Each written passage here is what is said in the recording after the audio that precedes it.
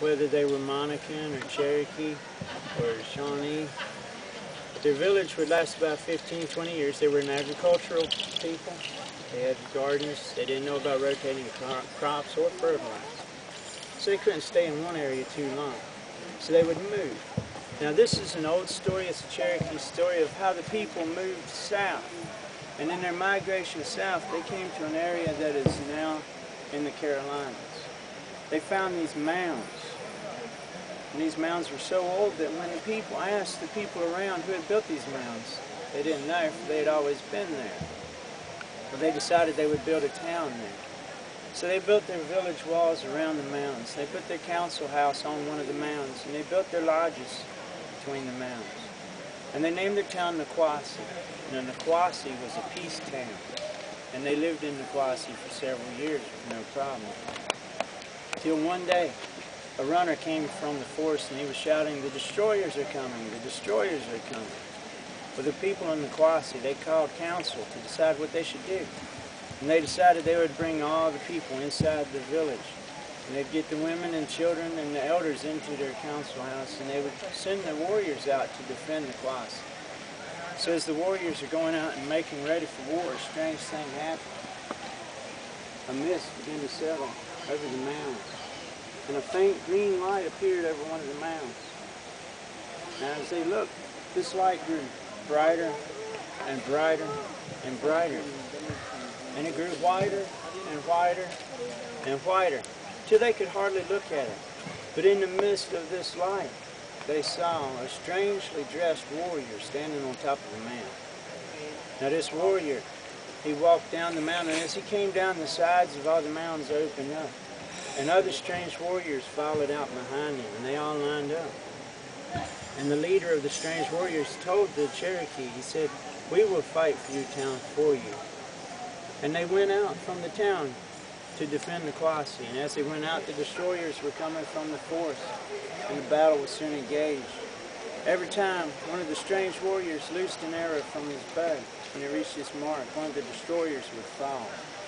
Every time one of the strange warriors would throw his club, when it reached its mark, one of the destroyers would fall. But every time one of the destroyers loosed an arrow from his bow, when it reached its mark, there was no one there. At this rate, the battle was soon over.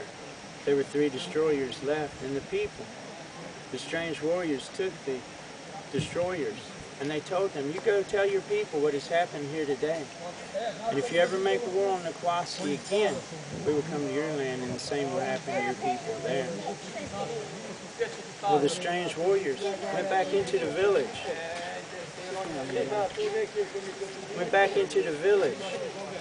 And the people tried to thank them, but the strange warriors just walked back into the mound. And the leader walked back to the top of the mound, and the mounds all closed back up around him. And the light over the leader, it grew dimmer and dimmer and dimmer. And as it did, it grew greener and greener and greener, till with the last light, so did the strange warrior vanish. Now the people, the next morning, they went out to gather the dead. But they found a strange thing, for none of the people there showed any sign of wounds. Hang on 1 second. I was watching the fire. Okay. Well, they had a dance and a feast, and they gave thanks for the saving of Niquosi.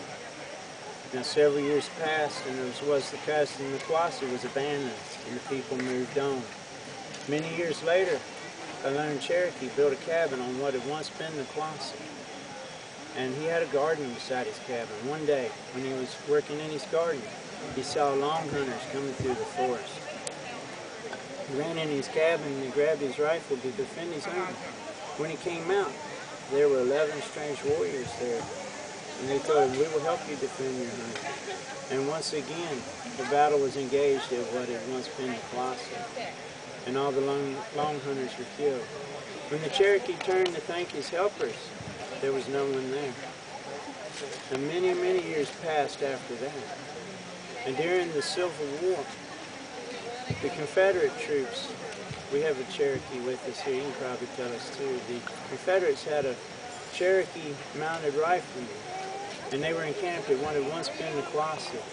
Now the Union officers reported that when they looked over the hill and they had made plans to attack, instead of seeing the 20 people that were there, they saw hundreds of people and horses. So they reported back, and the decision was made not to attack the Confederates at the closet. Now today there is a town there called Franklin, North Carolina. And it said if you go to Franklin, at nighttime you can see the spirit lights of the warriors in the closet.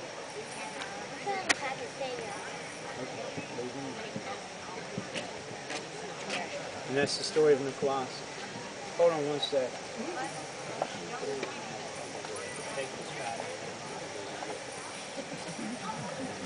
Have you heard the closet before? Red Hawk?